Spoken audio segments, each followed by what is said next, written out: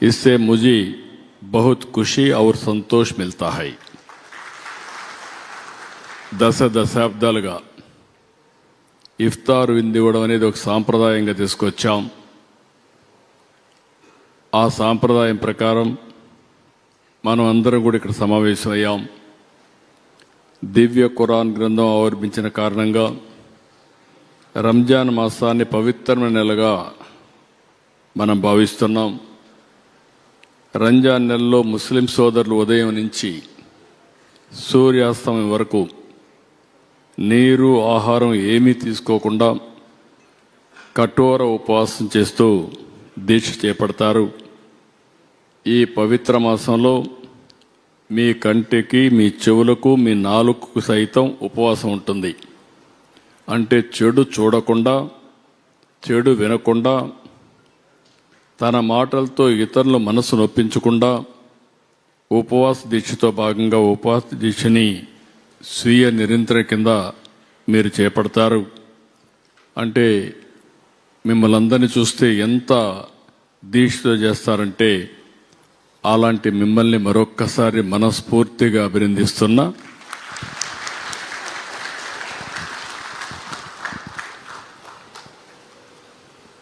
ఉపవాస దీక్షలు రోజా సఫారీతో ప్రారంభమై ఇఫ్తార్తో ముగుస్తాయి. ఈరోజు మీ యొక్క గౌరవార్థం ఇక్కడే కాకుండా అన్ని జిల్లాల్లో, అన్ని నియోజకవర్గాల్లో ఇఫ్తార్ విందు ఏర్పాటు చేసే కార్యక్రమానికి శ్రీకారం చుట్టాం. ఇది ఒక విధంగా చెప్పాలంటే ముస్లిం సోదరులతో మమేకం కావడం, మీ మనోభావాలను గౌరవించడం అని చెప్పి కూడా నేను మీకు తెలియజేసుకుంటున్నాను. రంజాన్ నెలలో దానం చేస్తే నిరుపేదలు కూడా పండుగ పూట సంతోషంగా ఉంటారనేది మహమ్మద్ ప్రవక్త మనకు బోధించారు. పేదలకు సహాయం చేయడమే ఖురాన్ సూక్తి. అందుకే నేను కూడా మీరు గుర్తుపెట్టుకోవాల్సింది, ఈ ప్రభుత్వం వచ్చినటువంటి 21 నెలల్లో మైనారిటీ సంక్షేమానికి పెద్ద ఎత్తున చేశాం. నేను ఎప్పుడు కూడా ముస్లింల సోదరుల పక్షానే ఉంటా. ఎక్కువ కార్యక్రమాలు చేశామంటే దానికి కారణం మీలో ఉండే పేదరికం, మిమ్మల్ని ఆర్థికంగా, రాజకీయంగా, సామాజికంగా పైకి తేవాలని ఆలోచించనే చేశాం. ఎన్టీఆర్ భరోసా మీరు చూస్తే దగ్గర 4,38,000 మందికి ఇస్తున్నాం. ఒక్క ఎన్టీఆర్ భరోసాలోనే 3,511 కోట్ల రూపాయలు మైనార్టీ సోదరికి ఇచ్చే ఏకైక ప్రభుత్వం ఈ ఎన్డీఏ ప్రభుత్వం. తల్లికి వందనం ఈరోజు మీరు చూస్తే 4,50,000 మందికి ఇస్తున్నాం. దగ్గర 1,316 కోట్లు ఇస్తున్నాం. నేను ఎన్నికలప్పుడు చెప్పాను, తల్లికి వందనం ఒకరు కాదు, ఎంతమంది పిల్లలుంటే అంతమందికి ఇస్తామని చెప్పి దగ్గర 8 మంది 9 మంది పిల్లలున్నా ఆ ఇంటికి తల్లికి వందనం ఇచ్చిన ఏకైక కూటమి ఈ కూటమి ప్రభుత్వం. పోస్ట్ మెట్రిక్ స్కాలర్షిప్లు 19,215 మందికి 264 కోట్లు ఇస్తున్నాం. దీపం 6,20,000 కుటుంబాలకి 158 కోట్లు ఇస్తున్నాం. ఇంకొక పక్క నేనే ప్రారంభించాను ఇమాములకి, మౌజములకి ఆన్రోరీం ఇవ్వడం. మౌజములకైతే 10,000, ఇమాములకు 10,000, మౌజములకు 5,000. అదే మాదిరిగా ఇప్పటికి 180 కోట్లు ఇచ్చాం. ఈరోజు రాత్రికి మళ్ళీ చెప్తున్నా, ఉండే బకాయిలని 45 కోట్ల రూపాయలు మీ అకౌంట్లో వేసే బాధ్యత నేను తీసుకున్నాం, ఈ ప్రభుత్వం తీసుకున్నాం. అవి కూడా రిలీజ్ చేస్తున్నాం. ఇంకొక పక్కన అర్హత కలిగిన ఇమాముల్ని ప్రభుత్వ కాజీలుగా నియమించాం.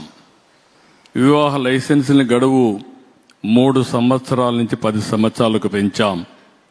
ఈసారి హజ్ యాత్రకి 347 మంది విజయవాడ ఎంబార్కేషన్ పాయింట్ నుంచి వెళ్ళాలని చేశాం. భవిష్యత్తులో ఇక్కడి నుంచే వెళతారు.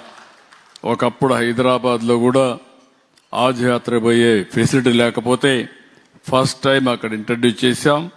మళ్ళీ ఇక్కడ ఇంట్రడ్యూస్ చేసే వాళ్ళు సరిగా చేయకపోతే మళ్ళీ దాన్ని ఇంట్రడ్యూస్ చేసే పరిస్థితికి వచ్చాం. ఇంకొక పక్క ఎకనామిక్ సపోర్ట్ స్కీమ్ కింద మైనారిటీలకు అందరికీ ఈరోజు చూస్తే 33,275 మందికి 193 కోట్ల రూపాయలు ఇచ్చాం. మీలో యువత కానీ స్కిల్ డెవలప్మెంట్ చేసి భవిష్యత్తులో కూడా మీ నైపుణ్యాన్ని పెంచుతాం. ఆటోమొబైల్లో మీకు బాగా అనుభవం ఉంది. ఆటోమొబైల్ అంటే ఎక్కడ మైనారిటీ సోదరులుంటే అక్కడ ఆటోమొబైల్ నగరం ఉంటుంది, ఆటో నగరం ఉంటుంది. భవిష్యత్తులో కూడా పెద్ద ఎత్తున మిమ్మల్ని ప్రోత్సహిస్తామని చెప్పి కూడా నేను మీకు తెలియజేసుకుంటున్నాను. ప్రభుత్వం కూడా జీవో నెంబర్ గడిచిన ప్రభుత్వం వైసీపీ ప్రభుత్వం జీవో ఎంఎస్ నెంబర్ 47 ద్వారా వక్ఫ్ బోర్డులు వివాదానికి నెట్టారు. నేను రాగానే 47 ఉపసంహరించాం. వక్ఫ్ బోర్డు ఎన్నికలు పెట్టాం.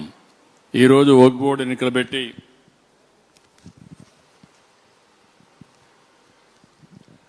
1500 వక్ఫ్ బోర్డు ఆస్తులు పూర్తి సర్వే చేయించాం.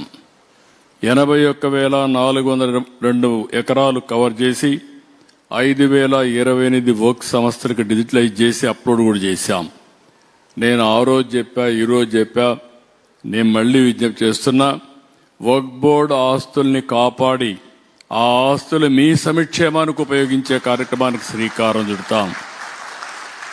నూర్ భాషా ఫెడరేషన్కి దూదేకుల ముస్లిం ఫైనాన్స్ కార్పొరేషన్గా పేరు మార్చాం. 100 కోట్ల రూపాయలు బడ్జెట్ కూడా కేటాయించాం. గత బడ్జెట్లో 5,434 కోట్లు కేటాయిస్తే ఈ సంవత్సరం ఆర్థిక ఇబ్బందులున్న 656 కోట్ల రూపాయలు జమ చేసి 6,090 కోట్ల రూపాయలు 26-27 బడ్జెట్లో నిధులు కేటాయించామని చెప్పి కూడా నేను మీకు తెలియజేస్తున్నా. కబర్స్థాలు, ఈద్గాలు, సమాధులకు భూములు కేటాయించాం. ఉర్దూ అకాడమీకి ఒకప్పుడైతే గడిచిన ప్రభుత్వం 1,00,000 రూపాయలు ఇస్తే ఒకేసారి 7 కోట్ల రూపాయలు ఉర్దూ అకాడమీకి డబ్బులు ఇచ్చాం. ఉర్దూ భాషాభివృద్ధి కోసం ఎవరైతే బాగా కృషి చేస్తారో వాళ్ళందరికీ 2,50,000 రూపాయలు ఆండ్రోని కింద పారితోషికం ఇచ్చాం. ఇది కాకుండా అబ్దుల్ హక్ అవార్డుకి ప్రోత్సహించి 1,00,000 రూపాయల నుంచి 1,25,000 ఇచ్చాం.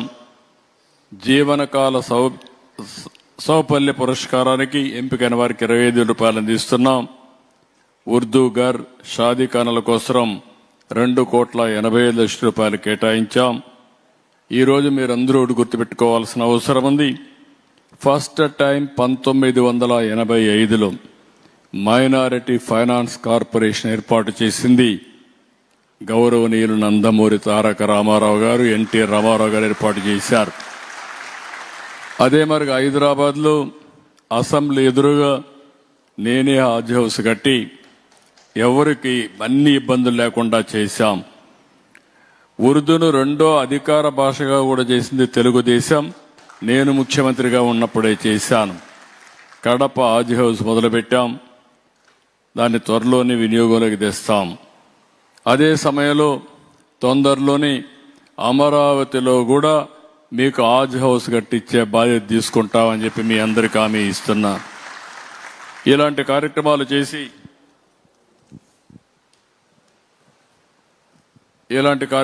చేసి మైనారిటీ సోదరులు ఒకటే హామీ ఇస్తున్నాను. నేను మొట్టమొదటి నుంచి ముఖ్యమంత్రి అయినప్పటి నుంచి మీరు ఒక్కసారి ఆలోచించుకోవాలి. తెలుగుదేశం, అదే మరి నేను ముఖ్యమంత్రి అయిన తర్వాత ఇప్పుడు ఎన్డీఏ ప్రభుత్వం. నేను ఆ రోజు ఒక మాట చెప్పాను.